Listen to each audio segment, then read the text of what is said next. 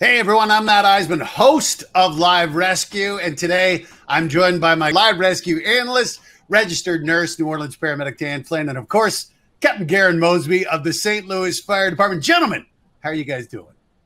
I am fantastic, Matt Iseman. How are y'all? Absolutely. Temperature dipped a little bit here in St. Louis. Loving it. I'm doing well, gents. Good to be with you. Little inside joke starting things off. Always good to hear. You guys know this. This is the day where we honor both of you and all of our first responders, National First Responders Day. I think you guys know this. I'm preaching to the choir with you two, but I hope all the fans appreciate this. This is such an important day to recognize the heroic work of firefighters, paramedics, EMTs, and police officers. I thought it was a great day for us to get together and just chat about the importance of first responders, you two included. Captain, what does it mean to you? You know, you've heard me say this, and Dan, I know you're going to amen this once I get it out, but as first responders, most of us just go about our work, and you know what? It's just what we do, or we're just doing our jobs, and we're very humble about what we do. So First Responders Day, it's an awesome thing to recognize the work that everyone that dons the uniform, you know, it's a huge sacrifice. So it's a really special day. I am actually going to be off on National First Responders Day. I'm off, be with the wife out of town. You're Sounds right. Like a good time. Yeah, you're right. I completely echo that. You know, it is a sacrifice, but I don't think any of us would have it any other way. I think it's something that we've been called to do, and you know, we're all honored to do so, and to be alongside our colleagues doing it is a special thing. Yeah, it is. I think on 9/11, that was something that brought it home of what first responders do. But with Live Rescue, we see it every day. You guys like you and girls, the women, the first responders choose to show up and do this job that is such a challenge. And that's why it's an honor to bring on one of our first responders from the show. Everyone knows him. He's become one of our heroes. We've gotten to know him behind the scenes a little bit. He's every bit the man you expect he is. Chief Brian McDermott of the Paterson Fire Department. Chief, appreciate you being here. How are you doing today? I'm doing great, Matt. Nice to hear from you. And I'm excited to get started. It's always an honor to have you on our show. Look, you know better than anybody. What does it mean for you, National First Responders Day? Well, you know, since I'm doing this so long, it really means a lot to see the recognition for the first responders that work hard every day. But I could tell you every day is National First Responder Day for me. I'm just hoping that my kids have some chocolate for me at home. If they don't, we will. Yeah. So for fans out there who haven't been keeping track, Live Rescue crews have been riding with Paterson for quite some time. When did Paterson make its first appearance on Live Rescue? No, July of 2019, we came on, and boy, we came on strong. I know those first days were just so busy, and we really left our mark quickly. And as a fire chief, you know, it's great to showcase what we do. Well, I really wish we were a little less busy here. I really do. Yeah. You guys have had some challenges. We've seen so many difficult things. We had a call recently. There was a massive parking garage fire. It was a few weeks ago now, but it was something that really struck us. Do you remember that call, Chief? I sure do. I mean, that was it was a little bit of a wild one. I mean, you know, we're very, very fast paced here. So it's, you know, sometimes it's tough to catch up with my crew, and but they did a fantastic job there. You know, at one point, Chief, we're watching the clip in, you know, I was going to say in studio, but in our own individual studios. And I think the owner of the garage indicated that there were some chemicals present. How did that change your approach or your thinking to that call? Well, I know I remember saying very clearly there that, you know, if this goes bad with the chemicals that are inside, and if we notice anything amiss, I was going to pull them right out. And that was with the fire's intensity and the roof conditions. And, you know, immediately it starts getting me on guard to make sure that the members are wearing their masks. But we also know the typical types of chemicals that we'll see in businesses like that. That was an auto body shop. We're going to see gasoline, oils, hydraulic fluids, and as you saw in the pictures, the lifts and the paint booth, the spray booth. One of the things we had concern in there would be the compressed cylinders of acetylene and propane. What was not visible to you was one of our crews was actually wetting down and actively off-gassing acetylene torch that was blowing fire out the side through its OPD or overpressurization device. And they kept that cylinder from exploding. So, which that'd be called a blevy in firemen's terms. And because of their recognition, they're able to control that cylinder, get us in to put the fires out. But, you know, that's the typical condition that we find every single day here, whether it's the hazardous materials in a building like that or the tightly packed, densely populated wood frame structures that we see within the city. There's always something that is going to be very challenging for us. Well, there was a particular challenge of that one that stood out to me, Chief. You're dealing with the fire, you're dealing with gas tanks that are about to blow, the chemicals, but then a police chase collided into the scene. How did you guys handle that? That was a pucker factor moment. You know, I love all my guys and gals here, and I don't know what I would do if something really, really bad were to happen to them like that. And we've had a lot of loss recently in this department, 5 great friends. And, you know, that could have been piled through about 14 individuals that were sitting at a rehabilitation area, just taking a blow in between the fire to work at the fire. That car came flying through. I know myself and the director just went running as quickly as we can. But we went running over there only to see our guys diving over cars. And thankfully, the individual stopped short and they were apprehended there. But I just can't imagine them plowing through. And I know with that, we made some change. We now put barriers in between traffic for our rehabilitation area, not trusting that anything's going to happen. We use our apparatus as barriers to lock up the scenes really, really tight. So we made some change from it, and thank God everybody's okay. Yeah. Chief, one of the things you dropping all that firefighter knowledge, blevies and OPDs, and they make me feel like I'm in my firefighter 1 class all over again about 20 years ago. But what I wanted to ask you was, since the end of season 2, earlier this year, obviously, the COVID pandemic has affected all of us.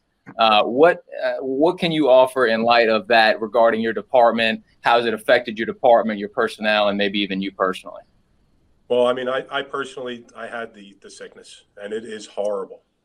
We had 19 DOAs in one day here.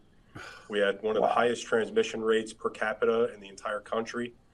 We have a very diverse, very poor population that's very tightly packed and prone to transmission of disease. With that, we have made massive sweeping change here. We are what I consider the shining light in the country. We are to be modeled what we're doing, and that's not just me. That is my entire team of what we've done. From the gear to the decontamination, rapid decontamination, turnaround of ambulances. We did not pay attention to the CDC guidelines for the protection of our people. We went 5 times as heavy. Basically, we're in full hazmat when we were doing this. And that led to, in a city where we're doing about 39,000 EMS calls in 8 square miles. And we have, at that point, we were on track for about 70,000 we were on pace for. The instance of COVID cases and the transmission rate to my firefighters was very, very low. We've continued to do things with firehouse sanitization, electrostatic sprayers, high-tech EMS gear that's a little bit lighter for the firefighters to operate in. We're getting new ambulances with UVC lighting built right into it. And, you know, we've been the model for the testing in the entire country where we tested all of our first responders. We continue to do that. And with that, our firefighters now are even more prepared for a second wave. And we're going to continue being very strong in our response. And I'm very proud with what we've done here. I'm very proud with the hard work that our members put in. And boy, did they impress me. I mean, they really did. Chief, that's just awesome to hear. I'll be honest, when you mentioned that you ignored the CDC's guidelines, I thought this was going to go terribly wrong, but I forgot who we were talking to. You know what? That 5 times more, man, that is impressive. And just hearing your love for your members, I get it. I get it. Just want to follow up on that because you're talking a lot of the specifics of the Paterson, the city of Paterson, and the Paterson Fire Department. When I look at Paterson, it reminds me a lot of St. Louis, how busy you guys are. But are there calls that you feel that are just pretty unique to the city of Paterson that you all deal with? Yeah, well, first, I love Paterson. It is home to 66 different nationalities. I get to meet people from all over the earth, and it's just wonderful. Different languages, melting pot, different cultures. One of the things that comes with a melting pot like this is like a culture clash here. And, with understanding of our building codes, of, how we expect, occupancies. And one of the things that's really, really, really a problem here is the packed up illegal occupancies, whether it's in basements or attic apartments. Is, we'll go to a building expecting, floor 1 and 2 to be occupied, only to see that every single inch of these places are occupied. It gets into problems with traffic, with parking, and the most important is problems to life. I'd say probably 75 to 80% of those that are killed by incidents of fire occur within illegal basement or attic apartments. So we are very, very vigilant in getting our rescue company and our ladder trucks searching into the basements and attics no matter what. And we can't assume, and I'm sure in St. Louis it's the same thing, we never assume that a vacant and abandoned building is vacant or abandoned. There's always squatters or somebody in there that's worth saving. And that makes it for us very, very unique, where we just have to go in and kind of treat all these dangerous buildings that we have within the city as being occupied and getting people out quickly. And they are so tightly packed. It's just been so often in my career that you get one building on fire going into 2. And we're there handling 3 buildings on fire, and I can't count how many times. So with that, it comes with a real rapid stretch of lines. I mean, the speed here, it's like going from high school to the pros. It is quick, and it's impressive to see what they do. But that's our unique challenge. And you get this melting pot, and the knowledge of codes and understanding of what we're trying to do to keep people safe. It kind of sometimes will escape, but we work really hard in fire prevention, education, and we're really, really focused on getting visibility in the community with our firefighters so that we're constantly in a state of education. And that's really, I guess, how we approach it in our unique situation. Chief, I got to say, Captain Mosby brought it up, and listening to you talk, this is the reason why we love riding along with you. We can hear how much you care about this city. And we call you and Director Jerry Speziale, you guys are the Starsky and Hutch of firefighting. We love watching you two. You both bring such compassion. And we can tell this isn't a job for you. This is taking care of a family. Paterson seems like your family. How long have you been a firefighter? I've been doing it proudly for 25 years here. And all at Paterson? All in Paterson. I eat, sleep, and breathe this city. I love the people. I love the culture. I truly love it. And even with its problems, I've still met some of the greatest people in my entire life through this city. This is not a bad place. It's not. I love it. And it gets a little bit of a bad rap because of the 1%. But there's 99% of just wonderful people that are just making it day by day like everybody else in this world. Now, Chief, have you always been with the Paterson Fire Department? No volunteering, anything exterior, all Paterson? Yeah, I did some volunteering on the side to, I guess, to help me hone my skills a little bit. Okay. But I cut my teeth here, and I don't volunteer here. I don't volunteer. My whole life revolves basically around this. My wife and my 3 girls and 2 dogs.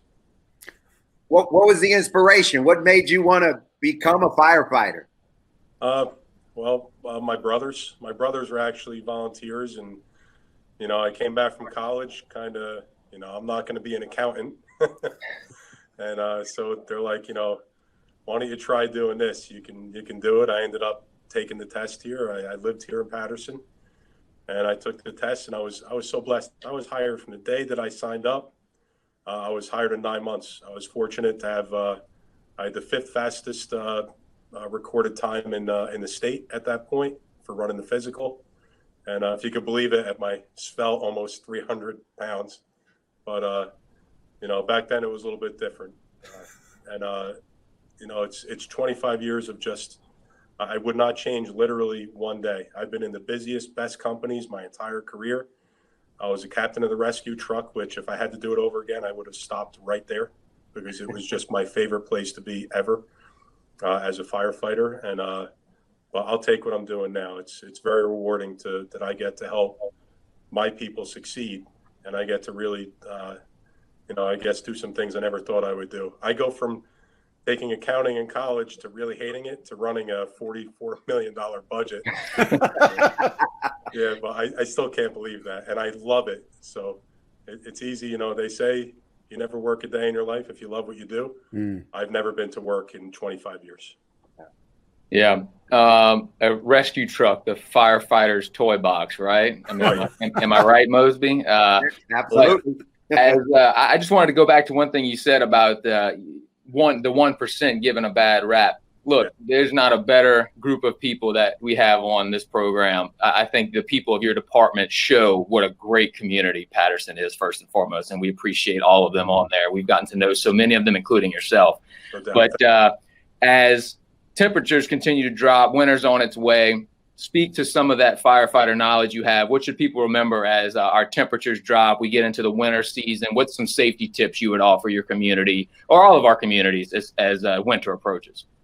Well, so I know here we get into some issues with heat bills and payment of, pay for their electric or whatever. So we get a lot where they use their stove and oven to heat the apartment. They'll boil water to get some humidity. Very dangerous, very dangerous. So don't use your stove or oven to heat your building. If you're going to use a space heater, make sure you use one that's UL listed and keep 36 inches around it clear. Ensure that you have carbon monoxide detectors that are on and functioning. And I can tell you here in Paterson, we'll give them to you. Aside from that, just make sure that you're being safe and check your furnaces and keep 30 inches of clearance around all of your heating devices, your furnace, your water heaters, and all that. But I go right back to, we see just too often we get carbon monoxide buildup within the apartments from using all of their burners and their oven wide open to heat the apartment. And, if you put one thing on it, you start a fire and it gets the cabinets going. We've seen that. And then the silent killer can get you in carbon monoxide. So that's really one of the biggest things. And we've outlawed the use of kerosene here in the city because we have had monstrous fires. One of the worst fires of my life was due to a kerosene heater, and it was a fatality that I heard the screaming. I could hear it now to this day. And it was due to a kerosene heater filled up with gasoline inside the building. So no use of kerosene heaters. If you need a heater, use a UL listed, tested heater, and make sure you keep a clearance around it. We appreciate those tips. We can hear they are hard earned. And Chief, look, we would love to bring you in studio, but as Captain Garon Mosby mentioned, we don't have a studio. So if you're okay with this, we'd love to do the next best thing. We'd love to bring you in, actually watch a clip from Paterson and get your insight into it. Would you be all right for that? I would love to do that. Okay, so this is a clip. This took place a few weeks ago in Paterson. This was your department. I don't think you were on scene, but this was a moment that just struck us, and it was your team at its finest. Let's take a look at the clip, then we'll get your insights. Lift up your knee. Try to push the seat back if you're good, Marty. Okay, no, let's go. On three. Go your hand right here. On three. Thank you. 1, 2, 3. I got the board. He's on the board. He's on the board. Perfect. Okay, you are looking at Paterson, New Jersey, where crews have stabilized a car in a ravine on its end as they work to extract its two vehicle occupants. You got it? I got it. Hold on. All right. Watch this foot. Make sure clear the door. We good? Perfect. You're out, sir. Okay, Piccoli, step out from in between, and let's get this collar on. Okay, what do we got going on with him? His door. Yeah, let's get rid of this door. Have that spreader? He thinks that he's not pinned, so we're trying to see if he's able to move his leg out. Let me get this out of the way. Watch yourself. Okay. Don't worry about it, my friend. Okay, I got you. We have another guy coming out, so get another Stoats basket ready. We got another patient coming out. We need another Stoats basket ready. We're not sure, sir. We'll figure it out after. Just help us out with this. Stay calm. I'm supporting his back right now.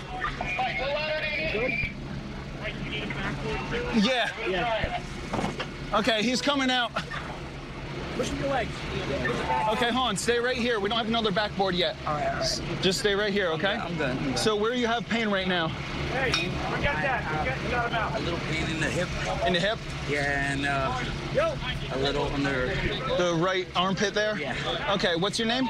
Aaron. Aaron, my name is Mike. Mike, what's up? Okay, just stay right here. We're gonna get another stretcher for you here so we can carry you out. Who hit me? We don't know what hit you. Right now, we just know that you ended up in a ditch right here. So we're working on getting you out, getting you to the ambulance, and making sure that you're not injured any more than the pain on your armpit and your left hip. I'm good. Okay. Honda makes a great vehicle. They definitely make a great vehicle. Yo, thank you, first responders. Yep, no problem. Our pleasure. Yep. Yo, I had my seatbelt on, right? Yeah. Yep, we just had to talk you getting it off. I always wear my seatbelt. Good job. Yeah, that saved both of your guys' life tonight. It really hit me. I was driving straight. I was driving straight. Somebody T-boned me or somebody. Hey, Mike, something. you need a water. Get behind you. Who the hit me? We'll find it out, so don't worry about it. We got to get you out first. I got one. No, for you. If you need one, I got one. Yo. Okay. No, just stay right here. Stay right here. We're bringing another stretcher for you. It feels like I did a real big exercise.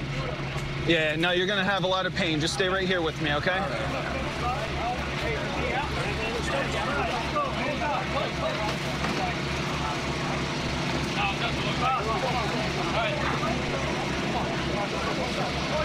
I'm waiting for it. I just feel a little strained. I was probably exercising and all that good stuff. What hurts you the most? Right now, just the hip. Left hip. Okay. Left hip and under the right armpit. Okay. Are your legs trapped in there or no? No. Okay. I just feel a little strained. Okay. Yep. Just stay right here with me. We'll get you out of there, all right? Yep. You have any medical problems at all? No. Okay. Who the hit me? Don't worry about that. We're taking care of you right now. We'll figure that out as soon as we get you out and take care of you. Okay, we're gonna put a backboard under you here. Just keep your head straight back with me. I'm gonna support it. Yeah, I'm good. Okay, I'm gonna support your head. I'm good. Who hit me? We'll figure that out, all right? When we get you out. That's the priority, is getting you out okay. I was driving straight. You're doing great. I was driving straight. Put a neck brace on you right now. All right, just precautionary measures. You got a no neck right here. Yeah, no neck. No neck could be better. Come on, baby. Yeah. Okay. Yeah, baby. You're doing great, bud. Yeah. What's your name? Aaron. Aaron, yep. Renario Aaron. All right. Born 1981. That's awesome. That was a good year. Okay, Aaron. All right, here we go. We're gonna work on pulling you out here now, okay? We're gonna need somebody to, make sure that this stays in. Yeah. Keep the backboard in. Ready? Yo, Ready? who the hit me? Ready? Okay, on three. 1, 2, 3. You're good, bud. You're good. Okay, we're gonna go a little bit more. You ready? 1, 2, 3. Yeah. Damn, that shit was shot. Okay, hold on. We have a Stoats basket. All right, hold on 1 second. Put him down. You're good. It's okay. We got you. We're not gonna drop you. You're good. Can you get on the other side there? We can swing him. Could you get the head up when you get a footing again? Sterling effort here in Paterson by these firefighters getting people out of that car. Sterling effort indeed. That was an intense rescue. This is always when I turn to my experts. I'm going to do it again. Turn to my experts to talk to you. Chief Captain Mosby, what struck you? Just we trained for a lot of things, right? But what we saw there was the culmination of a lot of different things coming together. It's one thing to do vehicle extrication, right? It's another thing to do vehicle extrication when the car's in a ravine on its side with people trapped, getting resources, getting members down there, and then getting the patient safely extracted. Chief McDermott, I know that's why you said being the captain on the rescue truck was your favorite thing to do.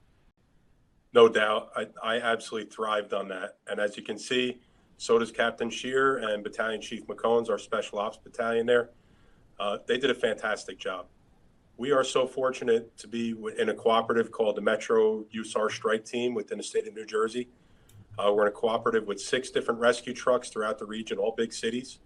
We have about 660 members. Each of our members does about 240 to 280 hours of training just to be in to do that training. So they do heavy lifting, rigging, extrication, rappelling, you name it, we can do it. They just went into a swift water rescue in the river just the other day, unfortunately with the demise, but they had to employ all of the ferry systems and things that they've learned. They can do some intense things. With that, we saw in there the use of struts for stabilization. We saw a very calm captain there, Captain Shear, making all the right calls and calming the victims inside and making some good medical assessments in there and getting people out safely. Making sure that they were packaged appropriately and directing the crews, and did a fantastic job. So all of the training that they do, those hours and hours, not to mention the hours that they do every single day that they come to work, it is a day of training, whether they are rappelling off the 77-foot Great Paterson Falls, or if they're going subterranean into a shaft at St. Joe's Hospital, they're out there doing all the technical rescue training. Captain Shear, Battalion Chief McCombs, put that to work on a more unique incident, but looked a little bit difficult, but not as intense as you would think. So because they're professionals and they know what they're doing, it's just as simple as assess the vehicle, get the vehicle so it's stabilized, access and assess the condition of the victims. Once they make access, how do they decide for the extrication of the victims, whether it's with the tools, which in that case, they had to vertically extricate using the Homatro tools, and then bring them out safely. And they did that, keeping people that are awake inside from panicking and wanting to jump out the window. So it's a pretty unique situation that they handled very well.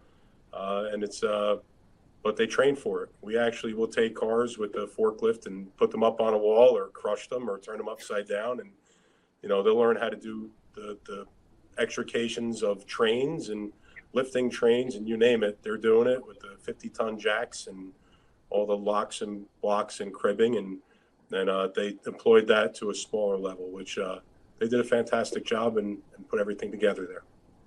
Yeah. Chief, just one quick question that I've been wondering about. Captain Shear is my guy. You and I have talked about this a number of times, but, not to fanboy out, but that's my dude. But look, I've noticed on incidents like the one we just watched, everyone seems to be clicking along the same line. They're all thinking along the same line. Is there an EMS standard within the department? Is everyone EMR certified, EMT certified? Because I know y'all run like a fire-based EMS there, or more. There's no private service. Y'all run the EMS as well at the fire department. So Correct. Is there a standard EMS certification there with the department? Yep. So we do EMTB. Okay. All the firefighters are EMTs, and we rotate all the firefighters to our ambulances. We have 7 ambulances that run around the clock, and we're doing the one ambulance is doing about 7,000 calls a year. So they're really busy. But with that business, gets 1 year in the Paterson ambulance equals probably about 15 to 20 years in most other departments. They see it all here, all of it. Chief, I don't want to cut out Matt here, but since Dan brought it up, the fanboy question, I'll hop right in on the tail. We talk about this all the time. How tall is he? 6'6". Okay, yeah, I'd give him the ball in the post every time he could go to work, man. Yeah. Man, I would post you up, Mosby. Come on. He's good. Chief, you may be a failed accountant, but you're a heck of a chief. And it really is an honor for you to join us, but more importantly, that we get to ride with you week in and week out, and that today on National First Responders Day, we all get to say thank you for answering the call. Thanks for having me. I appreciate it. Absolutely, Chief. We will see you this weekend. Be well.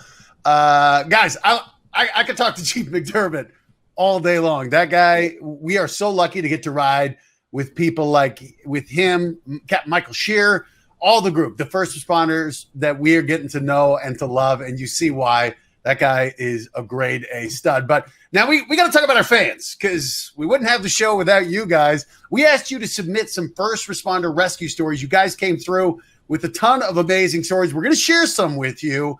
Before we share the fan stories, though, I got a story sent in from Lieutenant Steve Hammonds of the Kingsport, Tennessee Police Department. I think we got to share this. So he sent this in. Steve Hammond, August of 2017, This is Steve Hammonds. He said, I was competing in the Bristol Motor Speedway's 5K charity run. During the last half mile of the run, a fellow runner collapsed. He was lying face down, unresponsive on the ground. Within seconds, another male runner was kneeling beside the fallen runner. The man announced he was a paramedic and a nurse and reassured the crowd everything was going to be okay. He assessed the victim, who was not breathing and had no pulse. He began chest compressions. Meanwhile, this is Steve again. I coordinated the response from local medics, stood by till other help arrived. The paramedic requested the assistance of the first police officer who arrived and coached him to assist with the jaw thrust technique on the victim.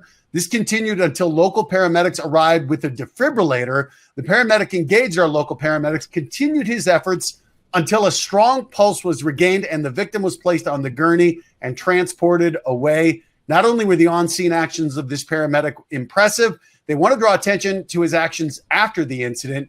He simply left the scene and completed the last leg of his race. In fact, even after I approached him and began to talk about the incident, he seemed to play it down. I can honestly say, in my 23 years of law enforcement, I have never witnessed a more professional and humble demonstration of heroism. I don't think anybody's going to be surprised to learn that paramedic who saved that runner, Dan Flynn. And Dan, Captain and I, we've gotten to know you. You truly are the jack of all trades. You're one of the most humble men I know. The only things that surprised me in that story was that you ran a 5K race. I'm glad you made light of it there at the end. I was trying not for my eyes to well up too bad. I mean, just hearing that letter again still gives me chills. That was a charity race. I'm not a runner. I'm tall, but I'm not a runner. Some friends talked me into that race. I let them talk me into it. To be honest with you, I'm horrible, but they put me there for a reason. And that man collapsed maybe 15 yards ahead of me. We were nearing the end of the race. And of course, he was still in front of me. Mind you, this is a man that was greater than 60 years old at the time. But it was like I trained my entire career for that night. And to not only know what to do, but to know that I needed to do it. So often people aren't sure if they should intervene or get involved. And I think that the last 20 years really, that was the moment. That was the moment of my career to make a difference in a community. And to this day, I won't say his whole name, but Mr. Tony, I'm sure he'll be watching this. I'm friends with him still. I'm friends with his daughter. It kind of makes my hands shake even thinking about it. He still runs his races. He runs his marathons every year. He runs his 5Ks, his 10Ks. He runs more than I could ever hope to. And, she sends me pictures of him with his grandkids. And moments like these are why we do Captain Mosby, and you yourself at one time, Matt, this is why we do what we do. You mentioned it being a calling before, Matt, and this is why we get up and go to work every day for the opportunity to serve someone like that. Well, listen, you guys continue to answer the call, and I will say about both of you, one of the things I love about both you, Dan, and you, Garon, you both are humble, but I know there are a lot of people walking around right now who wouldn't be were it not for you two. And that's why I love being able to share these stories. And for me, like I got to see it firsthand because I remember I was probably 5 years old. We went to pick up my grandma at the airport. This was Stapleton Airport in Denver. And I'm walking down the terminal with my dad. Those are the days when you could just walk in. And we're walking down, and all of a sudden, I just see out of the corner of my eye, I see someone just go down like a sack of potatoes. Now, my dad's a doctor. At the time, he was working in the ICU at the busiest hospital in Denver, Denver General. He's there in 5 seconds and starts CPR. And it felt like forever, but it was probably a good 15, 20 minutes before those paramedics came. And my dad took charge, guided them. And this is what he was doing in the ICU. You're dealing with patients on the edge. He was as good as anybody right there, and bringing this person back from the dead. And it was just amazing. Like that guy went to the hospital and was okay. And we just picked up my granny, and just like you finishing the race, my dad acted like nothing had happened. It was a day at work for him. And it made such an impression on me. Obviously, I didn't feel up to it. I left medicine. But to me, it showed me how special people like you, Dan, and you, Garon, and Chief McDermott are. People who go into these life and death situations on a daily basis. It's why I feel so honored to get to be on this show and and share these stories, and especially because I get to share it with you too. And Captain Mosby, I know you have to have a story you could share. Right.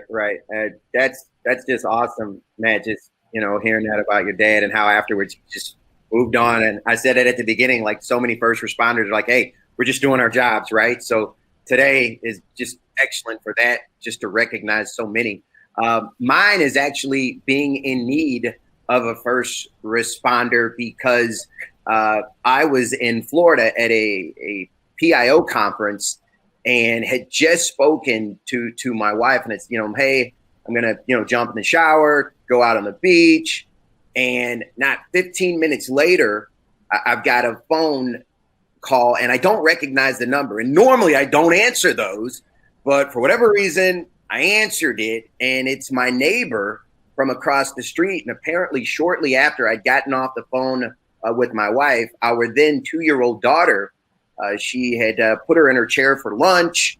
And usually, when you get the kid in the chair, it's a safe place. They can't get in anything. They're in their high chair. And for whatever reason, she'd given her a Funyun and went into the kitchen, was preparing her lunch, and heard just a weird gagging noise. Comes back to my daughter. My daughter's turning blue. Her eyes are rolling back in the back of her head. She's becoming unresponsive.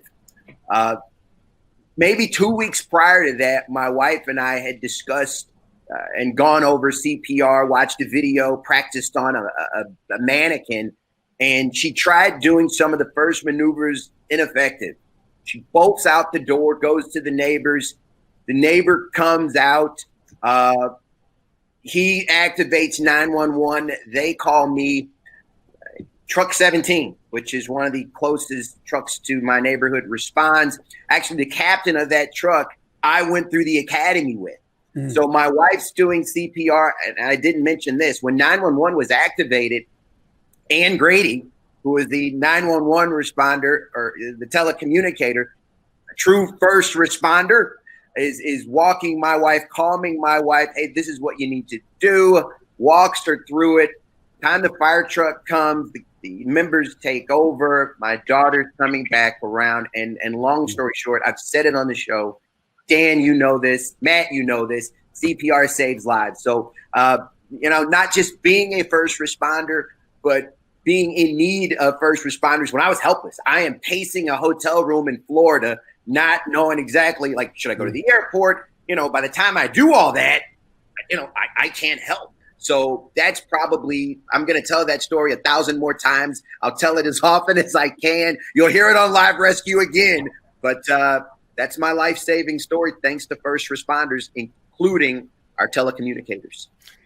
Absolutely. We know you were a dispatcher when you started. And I will reemphasize this. Both of you guys are good about giving PSAs, about telling people these important things, whether it's winter tips. But that one, CPR, learning the Heimlich. I told you guys, my best friend saved my life with that. Those simple techniques can save a life. And when that moment comes, you'll wish you'd taken the course, so do it. We actually have a story from one of our fans. This is from Nikki L. She sent it in on Facebook, said, my grandson was 2 months old, choked on breast milk. They were new to the area, didn't know where the hospital was. She called 911, telling them their situation, that they were driving to find a hospital. They tracked her phone, told her directions, such as make a U-turn, turn right on 2nd Street. And then they told her to stop at a coming signal. It just amazing. They did. All of a sudden, they were surrounded by cops, fire, and soon an ambulance. The grandma handed the baby, who's now blue in the face, out of the car window to a cop, tipped the baby upside down on his knees, stroking and tapping the back till the ambulance arrived. Only 90 seconds later, the officer handed the baby to them.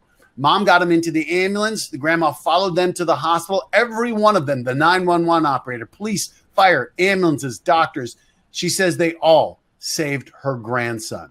They made a plaque with her grandson's picture and the date and gave one to the fire station and one to the police. They've kept in touch and send photos of the now 11-year-old grandson to them and send them regularly. Captain Mosby, I know you've been on both sides of this and what it must be like to be that first responder. You've had that impact your life, but what it must be to do that and give that gift of life to somebody else. It's a feeling, and Dan, you can attest to this. I don't know if words quite, surmise how it makes you feel. I'm over here glowing, and I had nothing to do with that particular rescue. But I can tell you this, that plaque that they gave police and fire, it is proudly hanging in their station. Yeah. Well, Dan, I'm sure for you, every time you hear a story like this, and that's when you did it out in public, but you do it in the ER, you did it as a firefighter, you did it as an EMT. The feelings it must bring out in you. Yeah, and more often than not, and honestly, while we were reading that story, all I could think about was Captain Mosby's been on both sides of that, literally. I mean, he just told the story of his own daughter, and then I'm sure he's been on the rescuer side of that a number of times. And more often than not, we have these, calls that we don't want to discuss, and Captain Mosby's been great as far as an advocate for PTSD and things of that nature on the show. But we have a lot of calls we never want to talk about. And, in the plaque that you're referencing, the plaque that he's saying is proudly displayed in those stations, there's a reason for that, because those are the reminders we need to kind of decloud and put those other bad calls behind us and keep us focused, keep our eye on the prize. Well, they always say that, like for athletes, they remember the dropped footballs. They remembered striking out. I'm sure it's the same for first responders. You don't remember all the lives you saved. It's the ones you don't save that haunt you. And you guys have both been great about that. I know we had a National Mental Health Day recently, and just encouraging people to get help. And there is honor in asking for help. We have another story here. This one is from CMarie509 on Instagram. And by the way, we appreciate all of you who join along, particularly during the show, at Live Rescue AE on Facebook, Instagram, Twitter. We are all very good. Dan's a little bit better than Garon and me about being so good online. And Ngor, he is. We've got some big things in store for you. But let me share this story. So she says, when I was little, maybe 7 or 8, a firefighter gave my sister and I teddy bears. They'd been pulled out of an RV that was on the side of a cliff. Her dad had a diabetic seizure while driving the RV. It just so happened that a minivan pulled up behind us, and in an unrelated incident, it went up in flames. She says she remembers there were a lot of fire trucks. Traffic was completely stopped for miles on the North Idaho Highway.